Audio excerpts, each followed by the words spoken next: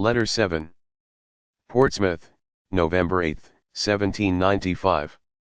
Out of evil, it is said, sometimes springeth good, and I feel assured that you will agree with me in considering the adage verified, when I tell you that the repeated delays to which we have been subjected have proved the means of completing our party, by converting our harmonious trio into a still more social quartet, a circumstance which has happened from our being joined by Dr. Cleghorn, who is now arrived at this place, on his way to join the St. Domingo Hospital staff.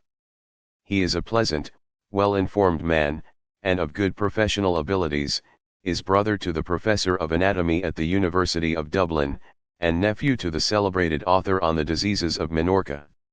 His society is a great acquisition to us, and we are much gratified in having so agreeable an addition to our party. We now look, more anxiously than ever, to the arrival of the Ulysses, in the hope of being allowed to establish a pleasant mess for the voyage.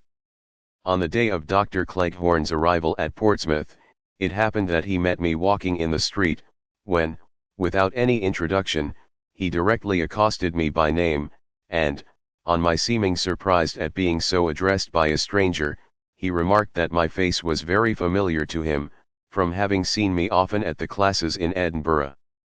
Upon a further éclaircissement, it proved that Meyer, Cleghorn, and myself were contemporaries though not acquainted at Edinburgh, and that we were all pupils at Guy's and St. Thomas's in London.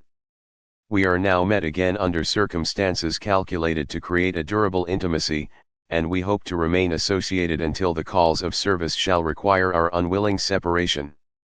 I have also the pleasure of finding myself further relieved from the dullness of Portsmouth by the society of my friend Mr. Nicol, who is just arrived here in order to proceed to the West Indies with the expedition, but on a much pleasanter service than ourselves, viz.